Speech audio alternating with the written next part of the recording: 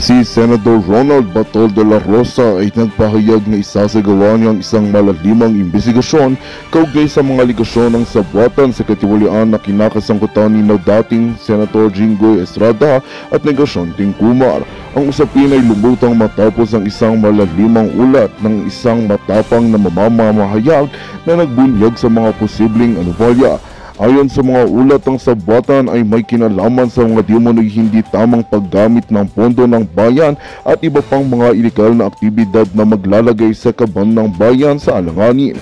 Dahil dito, agad na ipinatawag ni Senator Bato ang isang pagpupulong upang masusing pag-aralan ang mga dokumento at testimonya na nakalap ng nasabing mamamahayag.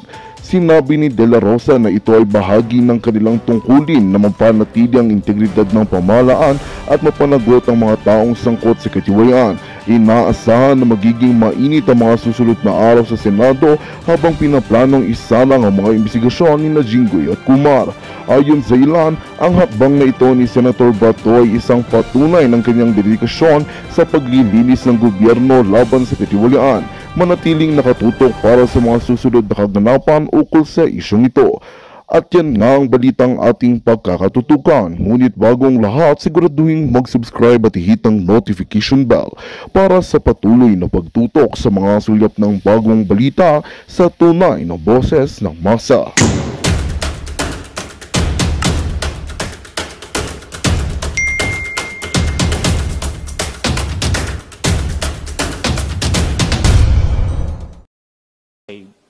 So, yun po yun ang nangyari.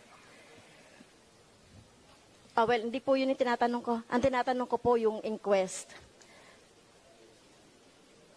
So more than 100 po sa inyong responsibility, ilan po yung na-inquest? I cannot give the numbers, exact numbers, Your Honor. So, Mr. Chair, sana si Mr. Chair? Sino bang chairman?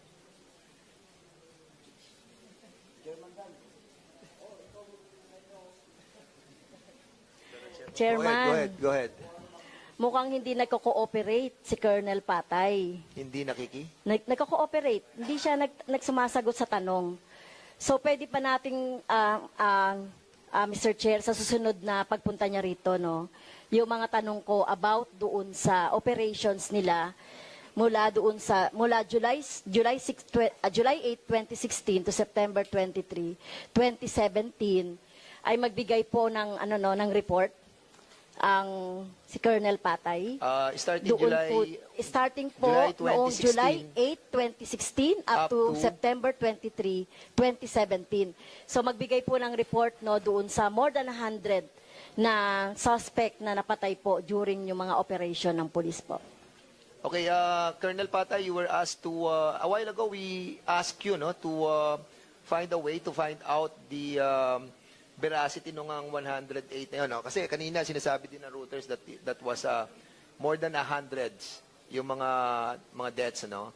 So to submit to this committee, those incidents that happened during your incumbency on Station 6. Sir, can you kindly do that? Yes, sir. I don't have the access right now on the records at KCPD, sir. But you are still an active officer, correct? Yes, sir, but I don't And have any... having said that you are still a ranking officer of the PNP, you have access to all the records if you will be asking for it.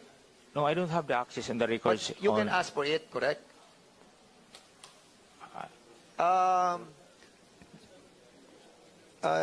General General Bakay, can you kindly secure those documents that happened during the time of incumbency of Colonel Patay in Station 6? Yes, Mr. Chair, we'll include that in our reports that we will submit to this committee, Mr. Chair. Congresswoman Francis, did that suffice your Yes, your query? including, Mr. Chair, yung number of operations, yung mga police operations during that time, including also sino ba yung mga police during those operations. So, kailangan nating malaman yun, Mr. Chair.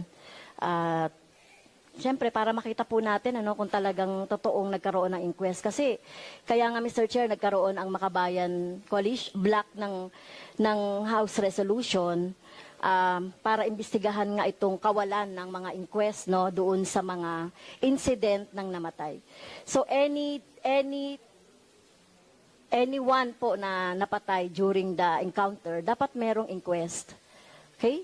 So, yun po yung hinahanap natin, Mr. Chair. So, kailan po yun mapaprocess o kailan po maisasubmit ng PNP, Mr. Chair?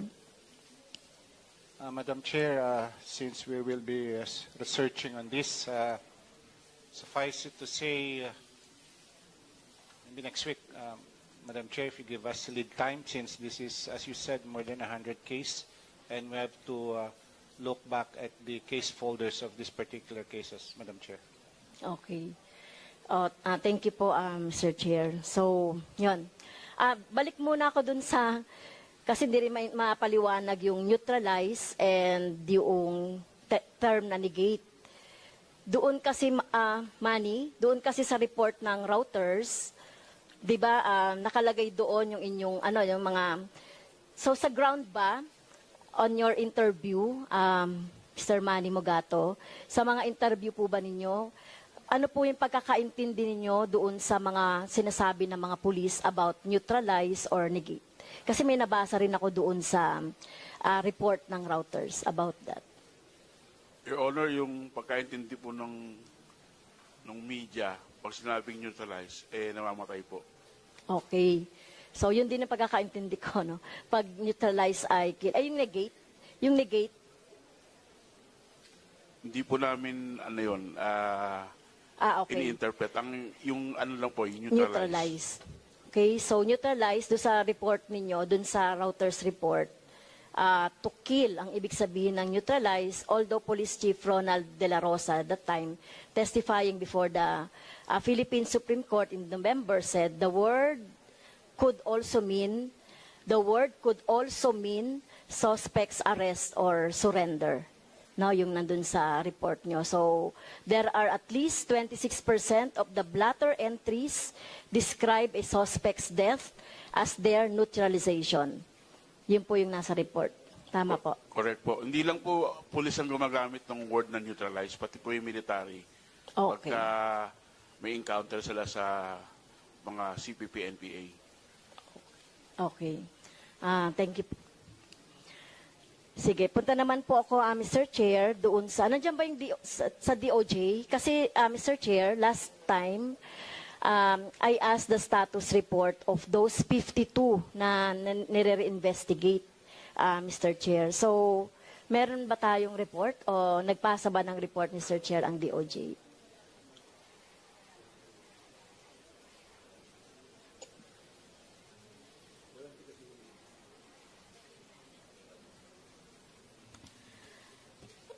So, doon po kasi mag-aano yung tanong ko, no?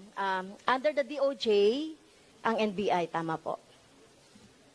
Tama? Ang NBI po, under the DOJ kayo, no? Yes, ma'am. Yes, But anyway, doon po sa report, dahil nabasa ko po yung report ng Rappler about doon sa drug war investigation, deceptive for victims. So, nag-try din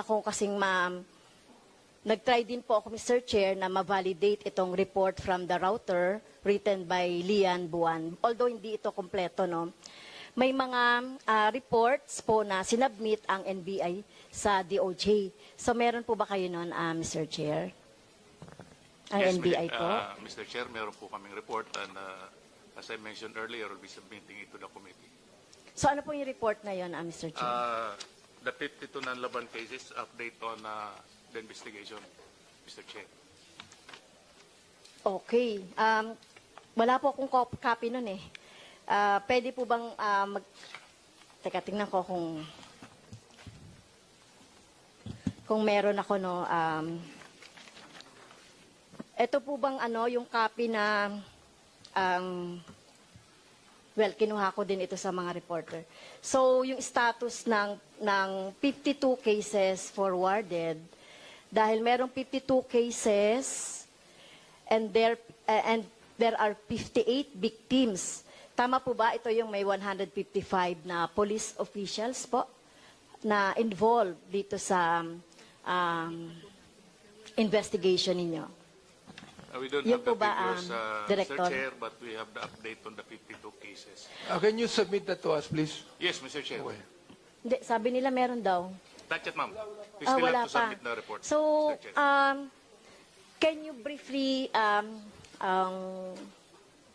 give us the the summary Our of update, your investigation? Mr. po? Chair, refers to the DOJ referred 52 cases from PNP Internal Affairs Service. This was referred to the NBI. Number 2, drug-related killings investigated for Manila, totaling 57 cases by our Homicide Division. And other deaths by police investigated for Manila, totaling 16 cases as investigated by our Homicide Division. And other deaths, killings investigated by the concerned regional and district offices, although this is still partial, Mr. Chair. And we're trying to collect the figures from our regional and district offices, and we'll be submitting it before the next committee hearing. Okay. Mr. Chair. So, doon po sa initial na investigation nyo po, no, meron po rin akong copy niyan. Doon sa 155 na police mga officials. So, meron po doon nakalagay, 4 classes closed, no leads. Tama po ba? Doon sa report ninyo. 1 case conviction. Ma'am, our breakdown as far as the partial Apo. report is concerned, we have an ongoing cases of 9, filed with the prosecutor 13, and closed cases 30. Total number of cases 52. We don't have the number of victims. We don't have the number of subjects or suspects. We only have the number of cases. So we're trying to So, collate also the ito number pong of 52 victims. kayo po yung nag-imbestiga or under the This was DOJ? referred by the Department of Justice to us. Okay, so ni-referred sa inyo, tapos nire-investigate niyo po. Yes, Tapos Mr. Chair. ongoing po yung investigation. Yes, Mr. Chair. Okay, so kasi itong naibigay sa atin ng copy on DOJ, kasi itong mga to na involved, Mr. Chair, kasi dito nakalagay yung mga shooting incidente, homicide, shooting incident, halos lahat ganun, Mr. Chair, ay yung yung naging kaso dito sa report. So, kailan po kaya siya maibibigay ng kompleto na po, Mr. Chair, yung investigation?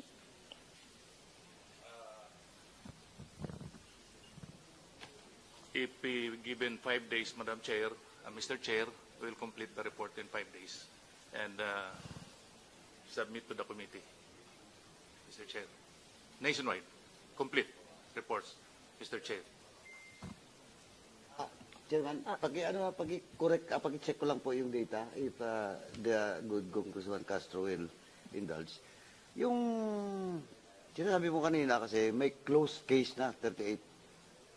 38 ba yun? Close? 30, 30, Mr. Chair. 30, 30. 30 ba? 30, Mr. Chair. 30. What do you mean case close? Closed for lack of substantial evidence, nor witness or witnesses, and lack of complaint coming from the relatives of the victims. Okay, yung 30 na closed case, under your watch na. No, Mr. Chair. So, kasi ang pag-intindi ko, Mr. Chairman, 52 cases ang binigay sa inyo ng DOJ. Tama? Out Yes, of the Mr. Chair. 52, 13 and close. So in Close. short, binuksan nyo, pero still, sinara yung 30 because of lack of Evidence, Mr. evidence. So sa inyo pa rin, under your watch na, di ba? Yes, Mr. The Chair. case under your watch na. Oh, so it's not 52. We only have around 22 cases na lang. Kasi ang 30 cases, Hindi, was yung already 52 closed. kasi, Mr. Chair, yun yung sinabi kasi ni DOJ Secretary Guevara before. Kaya nga, tinatanong natin. Kasi ang nangyari kasi, etong from PNP data, so ipinasa sa DOJ, tama po, no? Tapos si DOJ naman, instead na sila yung mag-imbestiga, kayo po yung nagkaroon na ba ng investigation po under the DOJ o kayo lang po yung re-investigation po? Kami lang, Mr. Chair. Kayo lang yung nag-imbestiga. So, ang DOJ hindi po nag-imbestiga, Mr. Chair? Kami po ang investigative arm ng Department of Justice, Mr. Chair. Hindi, yung nakuha po na 52 ng DOJ, ipinasa po sa NBI. Yes, Mr. Okay. Chair. Nirefer Okay. po ng Philippine National Police to the Department of Justice. Ah, okay. Sige. So, follow up na lang po. So, eto, linawin ko ulit 52 yung case that was endorsed to you by DOJ. 30 was already closed. Other Closed was temporarily because of closed for lack of evidence and witnesses. Mr. Chair. Okay. Now, but that 52 only focus in Metro Manila. Tama po. This is nationwide, Mr. Chair. Nationwide. Yes, Mr. Chair. But a while ago, you mentioned cases lang sa puro Manila lang yan. Mr. Chair, 52. This is nationwide case. So, nationwide, out of the thousands, only 52. Only the cases, the only cases referred by the Department of Justice. Kaya nga. 52. So, 52 lang. Why 52 lang? Those are the cases referred by the PNP to the DOJ and eventually referred to the NBI for investigation. We still have other cases. We're still collating the figures so that we can submit the complete figures of cases Okay. So, nationwide so from our that is regional and district offices. Mr. Chairman, that is understandable because that 52 cases was endorsed by the PNP to the DOJ. Tama? And endorsed to us, And Mr. Chair. of course, you're the investigative body, DOJ endorsed that to NBI. Yes, Mr. Chair. So, Mr. Chairman, ako, ang pagkaintindi ko doon, siyempre, PNP nag-endorse, siyempre, 52 lang. But I hope, yung mga ano natin, yung mga human rights advocates, siguro, dapat lang ngayon, sa ngayon pa lang, magkano na kayo? Sabi nga ni Chairman, yung mga witnesses and everything should cooperate and go out in the open, then, para matulungan na rin yung, not only the victims, but of course, the agency, especially the NBI. Yes, Mr. Diba? Chair. There are 30 cases now. So please, yung 30 cases closed, temporary closed. The word is temporary closed, di ba? Now, please submit it to the committee so that we can send it out to NUPL, Attorney Jokno, wala na si Attorney Jokno, no? Para naman matingnan nila kung paano matulungan, no? To encourage relatives of victims to go out in the open and so that NBI can act on it. Yes, Mr. Kasi without, of course, without witnesses, without complainants, wala talaga yun. Walang mangyari dyan. So, please submit na lang ASAP po sa Yes, committee. Mr. Chairman, thank you. Yes, Mr. Chair. May I continue, Mr. Chair? Okay, doon po sa binigay po na 52 cases, do you confirm po 155 na police ang involved? Mr. Chair, wala ho kaming figures but we're trying to collate the figures from our regional and district offices. Kasi galing po sa DOJ din report eh. So wala po We kayo will check, nun? Mr. Chair.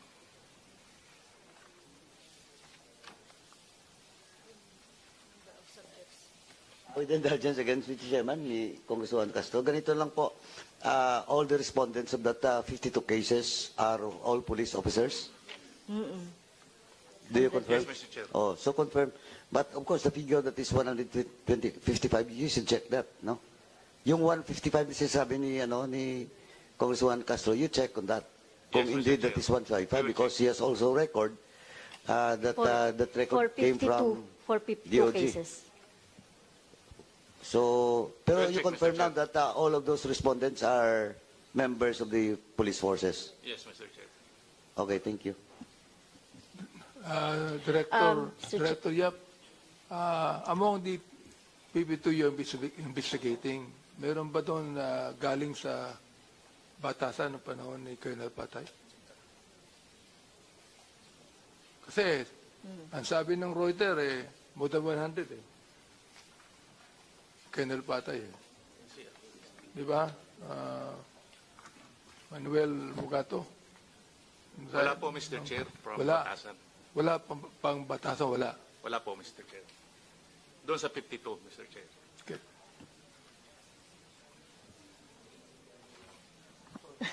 Okay, thank you, Mr. Chair.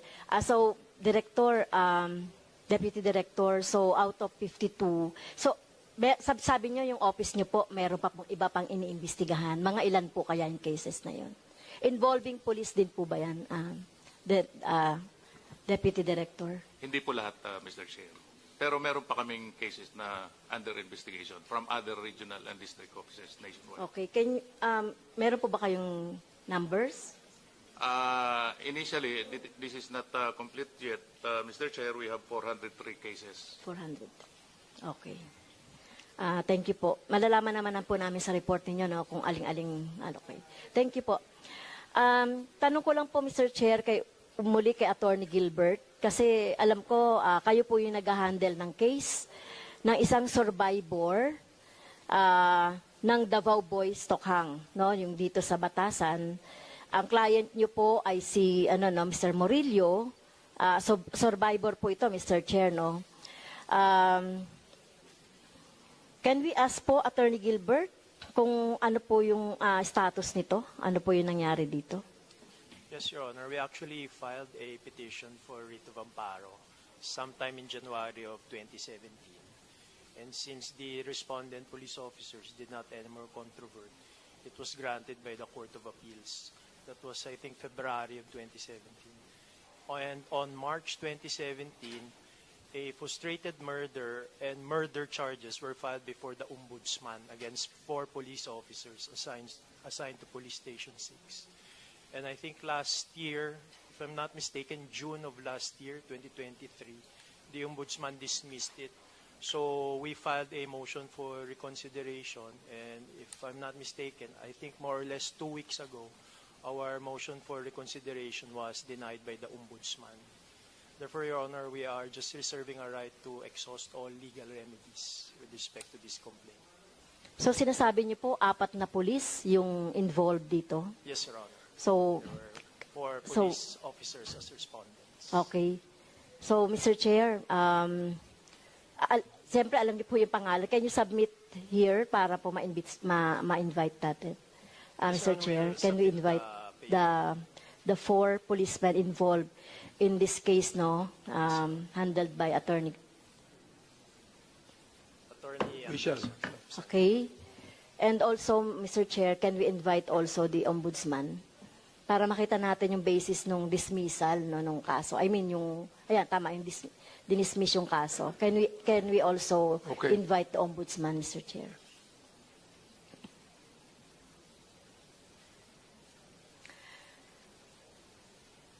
Pwede bang Mr. Chair, ano po ba yung nangyari dito sa kaso ni Efren Murillo po? Kasi survivor siya, no? Can you give us a brief description? Ano po yung case? Well, it happened on August 21, 2016. It was a Sunday, and they were there in the Payatas area. And then suddenly, armed men actually accosted them, and actually they were saying that they had some drugs, but upon their search of the area, there were actually no drugs that were recovered. So none at all.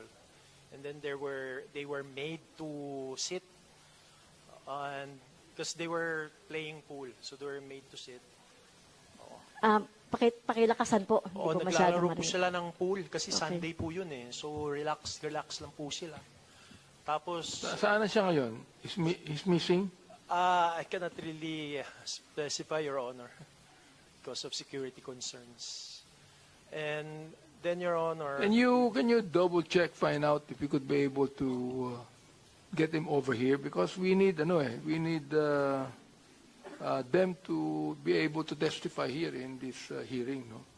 Because attorney, if you're the only one saying it, and there's no proof on it, wala rin mangyayari. So we'd like to ask that if you have any communication with him, that he should appear, or somebody who is a relative should appear for him. I will convey it, Your Honor.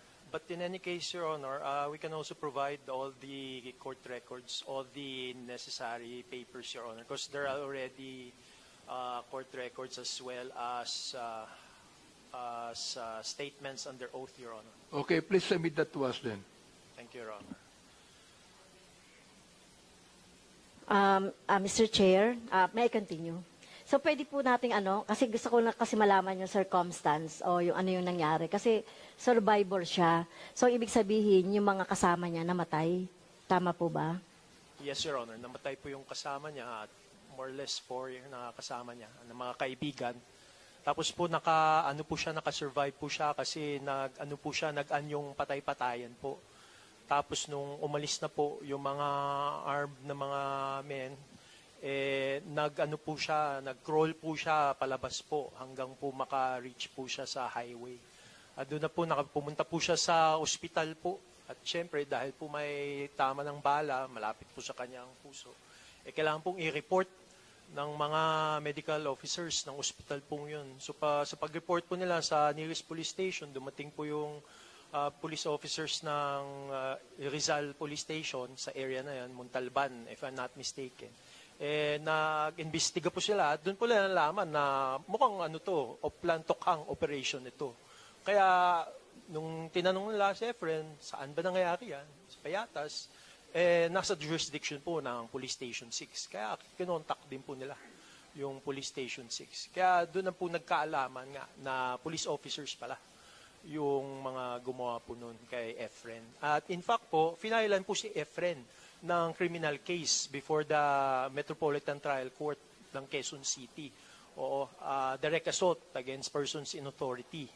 At fortunate naman na nung March 2023, na-acquit po si Efren nung criminal charge po yun. Yung una po, sinasabi nyo kanina, nandoon po sila sa isang lugar dito sa Payatas. Sa may Payatas. May kasama siyang isa na namatay. Opo. So, mga 4 po yung namatay niyang kaibigan. paano po yun? May dumating na mga armed men? Opo. Sinita sila?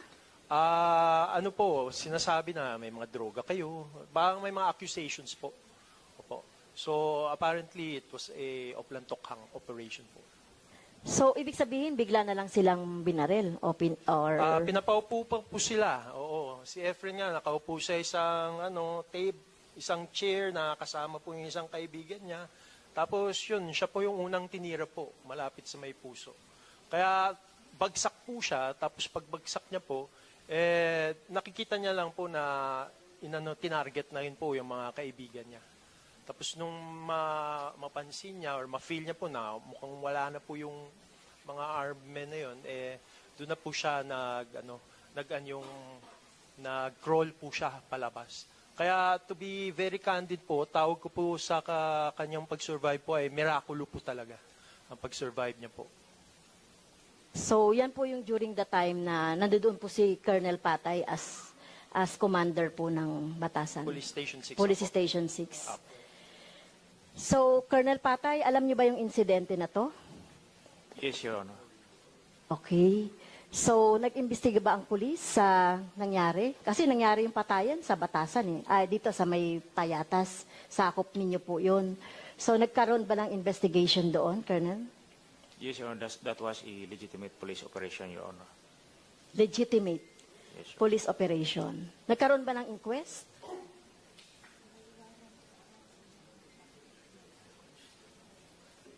So, nagkaroon ng 4 po, no, attorney?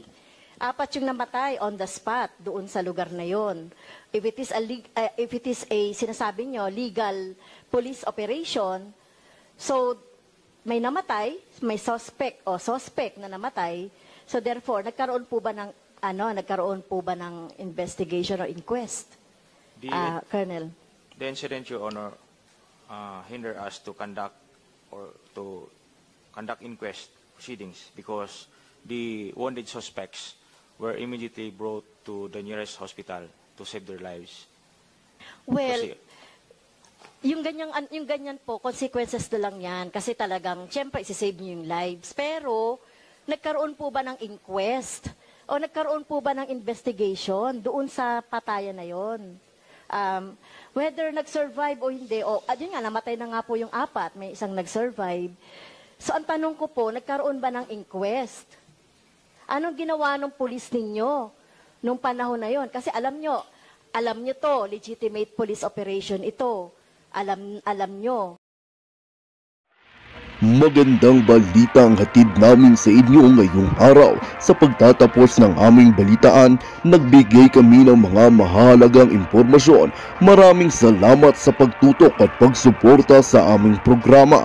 Huwag kalimutang manatili sa mga susunod na araw para sa mga bagong balita at mga kwento na dapat nating abangan.